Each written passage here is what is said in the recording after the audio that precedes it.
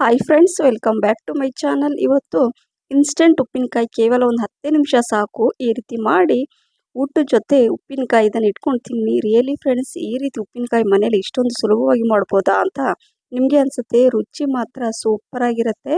ಬನ್ನಿ ಯಾವ ರೀತಿ ಮಾಡೋದಂತ ನೋಡೋಣ. ಇಲ್ಲಿ 2 ಮಾವಿನಕಾಯಿನ ತೊಗೊಂಡಿದ್ದೀನಿ. ತೋತಪ್ರಿ ಮಾವಿನಕಾಯಿ ತೊಗೊಂಡಿದ್ದೀನಿ. ನಿಮಗೆ ಹುಳಿ ಮಾವಿನಕಾಯಿ ಸಿಕ್ಕರೆ ಅದು ಕೂಡ ತಗೊಳ್ಳಿ, ಯಾವುದಾದ್ರೂ ಓಕೆ. ಸೊ ಇಲ್ಲಿ ಮಾವಿನಕಾಯಿನ ಚೆನ್ನಾಗಿ ತೊಳೆದು ಸ್ವಲ್ಪ ಅದನ್ನೆಲ್ಲ ಒರೆಸ್ಕೋಬೇಕು. ನೀರಿನ ಅಂಶ ಸ್ವಲ್ಪ ಕೂಡ ಇರಬಾರ್ದು. ಹಾಗಾಗಿ ಅದನ್ನು ಚೆನ್ನಾಗಿ ಒರೆಸ್ಕೊಂಡು ಈಗ ಇದನ್ನು ಕಟ್ ಮಾಡ್ಕೊಳ್ತಾ ಇದ್ದೀನಿ.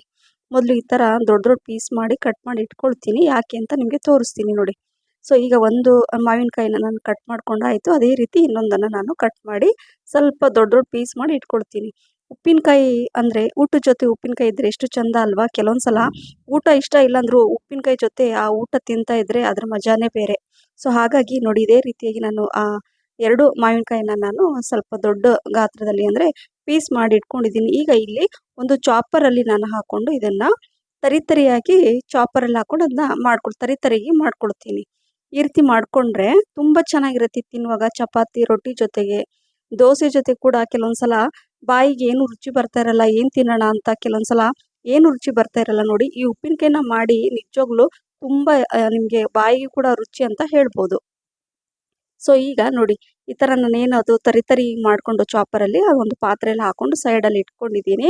ಅದೇ ರೀತಿ ಉಳಿದಿರೋದನ್ನೆಲ್ಲ ಹಾಕ್ಕೊಂಡು ಸೇಮ್ ಅದೇ ರೀತಿ ತರಿಯಾಗಿ ನಾನು ಅದರಲ್ಲಿ ಹಾಕ್ಕೊಂಡು ನಾನು ಈ ಥರ ಮಾಡ್ಕೊಳ್ತಾ ಇದ್ದೀನಿ, ತೋರಿಸ್ತಾ ಇದ್ದೀನಿ ನೋಡಿ. ಅದೇ ರೀತಿ ಹೇಳಿದ್ನಲ್ವ, ಕೇವಲ ಒಂದು 10 ನಿಮಿಷ ಸಾಕು, ಅಷ್ಟು ಬೇಗ ಆಗುತ್ತೆ ನೋಡಿ. ಇಷ್ಟು ಬಂದರೆ ಸಾಕು. ಉಳಿದಿರೋದನ್ನೆಲ್ಲ ಹಾಕ್ಕೊಂಡು ಸೇಮ್ ಹಾಗೆ ಮಾಡಿಕೊಂಡು ಇಟ್ಕೊಳ್ತೀನಿ. ಉಪ್ಪಿನಕಾಯಿನ ನಾವು ಇದೇ ರೀತಿಯಾಗಿ ಮನೆಯಲ್ಲೇ ಮಾಡಿಕೊಂಡ್ರೆ ಏನಾಗುತ್ತೆ, ನಮಗೆ ಯಾವ ರೀತಿ ಬೇಕೋ ಆ ರೀತಿಯಾಗಿ ನಾವು ಮಾಡ್ಕೋಬೋದು. ನಾವು ಹೊರಗಿಂದ ತರ್ತೀವಲ್ವ ಅಂಗಡಿಯಿಂದ ಎಲ್ಲ, ಅದೇನಾಗುತ್ತೆ ಉಪ್ಪಂತೂ ಉಪ್ಪಿನಕಾಯಿ ಅಂದರೆ ಉಪ್ಪೇ ಜಾಸ್ತಿ ಇರುತ್ತೆ. ಹಾಗಾಗಿ ಕೆಲವು ಸಲ BP ಇರೋರು, ಶುಗರ್ ಇರೋರು ಹೆಚ್ಚಾಗಿ ಅದನ್ನು ತಿನ್ನಲ್ಲ. ಹಾಗಾಗಿ ಇದನ್ನು ಈ ಥರ ಮಾಡಿದರೆ ಮನೆಯವರೆಲ್ಲರೂ ಇಷ್ಟಪಟ್ಟು ತಿಂತಾರೆ. ಸೊ ನೋಡಿ, ಎಲ್ಲ ನಾನು ಚಾಪರಲ್ಲಿ ಹಾಕೊಂಡು ಮಾಡಿ ಅಂದರೆ ತರಿಯಾಗಿ ಮಾಡಿ ಒಂದು ಪಾತ್ರೆಯಲ್ಲಿ ಹಾಕೊಂಡು ಈಗ ಅದಕ್ಕೊಂದು ಮಸಾಲೆ ಮಾಡ್ಕೋಬೇಕು. 1 ಟೀ ಸ್ಪೂನಷ್ಟು ಧನಿಯಾ ಅಂದರೆ ಕೊತ್ತಂಬರಿ ಬೀಜ, 1 ಟೀ ಸ್ಪೂನಷ್ಟು ಬಡೆ ಸೋಂಪು, ಹಾಗೆ 1 ಟೀ ಸ್ಪೂನಷ್ಟು ಸಾಸಿವೆ, ಹಾಗೆ ಅರ್ಧ ಟೀ ಸ್ಪೂನಷ್ಟು ಮೆಂತೆ ಕಾಳನ್ನು ಹಾಕ್ಕೊಂಡು ಜಸ್ಟ್ 1 ನಿಮಿಷ ಇದನ್ನು ಹುರ್ಕೋಬೇಕು ಅಷ್ಟೇ. ಸ್ವಲ್ಪ ನೋಡಿ, ಚಟ್ಪಟ ಅಂತ ಇದೆ ಎಲ್ಲ ಸಾಸಿವೆ. ಸೊ ಈಗ ಒಂದು ಸ್ವಲ್ಪ ನೋಡಿ, ಈ ಥರ ಅದ್ರ ಪರಿಮಳ ಬರುತ್ತೆ, ಘಮ ಬಂದ ತಕ್ಷಣ ಗ್ಯಾಸ್ ಫ್ಲೇಮನ್ನು ಆಫ್ ಮಾಡಿಬಿಟ್ಟು ಇದನ್ನು ನಾನು ಒಂದು ಪ್ಲೇಟಲ್ಲಿ ಹಾಕಿ ಇಡ್ತೀನಿ. ಯಾಕಂದರೆ ತುಂಬ ಬಿಸಿ ಇದೆ. ಹಾಗಾಗಿ 1-2 ನಿಮಿಷ ಸಾಕು.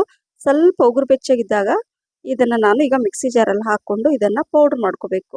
ತುಂಬ ಬಿಸಿ ಇದ್ರೆ ಏನಾಗುತ್ತೆ, ಮಿಕ್ಸಿ ಜಾರಲ್ಲಿ ಹಾಕಿದರೆ ಅಷ್ಟು ರುಚಿ ಬರಲ್ಲ. ಹಾಗಾಗಿ 1-2 ನಿಮಿಷ ಬಿಟ್ಟು ಮಿಕ್ಸಿ ಜಾರಲ್ಲಿ ಹಾಕ್ಕೊಂಡು ಈ ರೀತಿಯಾಗಿ ತರಿಯಾಗಿ ಪೌಡ್ರ್ ಮಾಡ್ಕೋಬೇಕು. ನೋಡಿ, ಪರ್ಫೆಕ್ಟಾಗಿ ಇದೆ.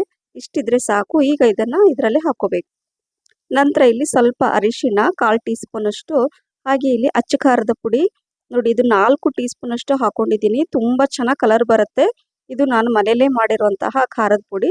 ಹಾಗೆ ರುಚಿಗೆ ತಕ್ಕಷ್ಟು ಉಪ್ಪು, 2 ಟೀ ಸ್ಪೂನಷ್ಟು ನಾನು ನಾರ್ಮಲ್ ಸಾಲ್ಟ್ ಉಪ್ಪನ್ನು ಹಾಕಿದ್ದೀನಿ. 2 ಟೀ ಸ್ಪೂನಷ್ಟು ಪಿಂಕ್ ಸಾಲ್ಟನ್ನು ಹಾಕ್ಕೊಂಡಿದ್ದೀನಿ. 2 ಮಿಕ್ಸ್ ಮಾಡಿಕೊಂಡ್ರೆ ತುಂಬ ಚೆನ್ನಾಗಿರುತ್ತೆ. ಉಪ್ಪು ಅಥವಾ ಯಾವುದಾದ್ರೂ ಒಂದು ಕೂಡ ಹಾಕ್ಕೋಬೋದು. ಮಿಕ್ಸ್ ಮಾಡಿಕೊಂಡು ಈಗ ಉಪ್ಪು, ಖಾರ, ಅರಿಶಿಣ ಎಲ್ಲ ಕರೆಕ್ಟಾಗಿ ಅದಕ್ಕೆ ಹೊಂದ್ಕೋಬೇಕು. ಎಲ್ಲ ಚೆನ್ನಾಗಿ ಮಿಕ್ಸ್ ಮಾಡ್ಕೋಬೇಕು.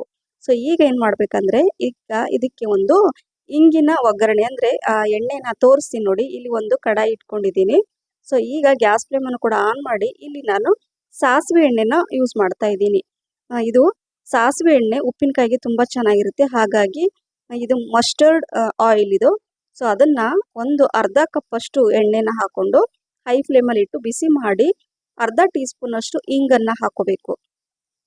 ಈ ಇಂಗಿನ ಒಗ್ಗರಣೆ ಆ ಉಪ್ಪಿನಕಾಯಲ್ಲಿ ಇದರಲ್ಲಿ ಹಾಕ್ಬಿಟ್ರೆ ಏನು ಚೆನ್ನಾಗಿ ಘಮ ಎಷ್ಟು ಚೆನ್ನಾಗಿ ಅನಿಸುತ್ತೆ ಗೊತ್ತಾ. ಮನೆ ತುಂಬ ಎಲ್ರಿಗೂ ಒಳ್ಳೆ ಫ್ಲೇವರ್ ಇದು.